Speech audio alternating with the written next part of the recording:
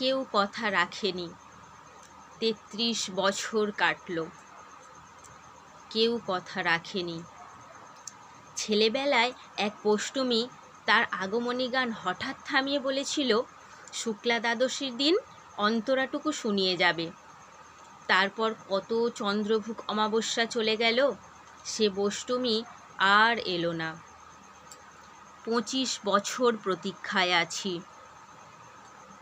মামাবাড়ির মাঝি নাদের আলী বলেছিল, বড় হও দাদা ঠাকুর, তোমাকে আমি 3 প্রহরের বিল দেখাতে নিয়ে যাব।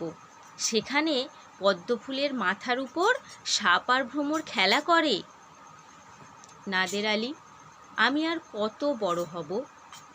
আমার মাথা এই ঘরের ছাদ ফুঁড়ে আকাশ স্পর্শ করলে তারপর তুমি আমায় 3 প্রহরের বিল দেখাবে? একটাও রয়্যাল গুলি কিনতে পারিনি কখনো। লাঠি লজেন্স দেখিয়ে দেখিয়ে চুষেছে লস্কর বাড়ির ছেলেরা।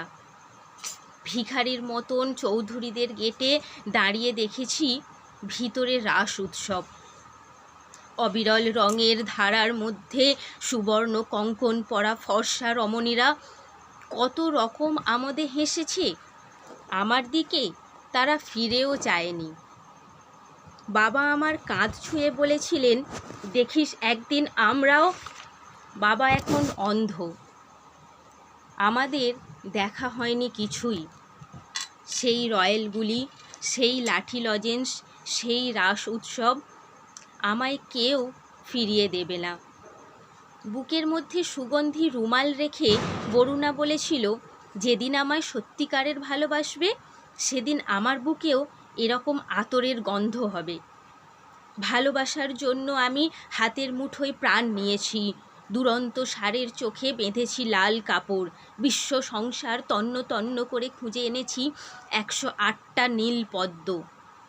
তবু কথা রাখেনি বরুণা। এখন তার বুকে শুধুই মাংসের গন্ধ। এখনও সে যে কোনো নারী। কেউ কথা রাখেনি। 33 বছর কাটল, কেউ কথা রাখে না, কেউ কথা রাখে না।